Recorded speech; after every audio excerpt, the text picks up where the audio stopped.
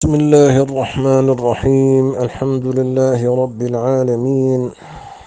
اللهم صل على سيدنا محمد طب القلوب ودوائها وعافية الأبدان وشفائها ونور الأبصار والبصائر وضيائها وعلى آله وصحبه وسلم. شيخنا الحبيب أبا بكر الصديق، حفظك الله، شفاك الله، عافاك الله. أسأل الله العظيم رب العرش العظيم أن يشفيك. أسأل الله العظيم رب العرش العظيم أن يشفيك. أسأل الله العظيم رب العرش العظيم أن يشفيك. أسأل الله العظيم رب العرش العظيم أن يشفيك.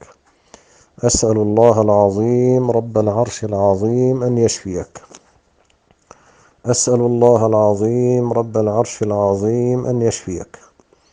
أسأل الله العظيم رب العرش العظيم أن يشفيك ويشفينا ويشفي مرضانا ومرضى المسلمين ببركة النبي الكريم صلى الله عليه وسلم والقرآن العظيم.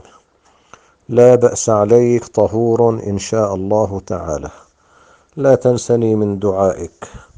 خادم العلم وأهله، عبد الهادي الخرس الدمشقي الأزهري.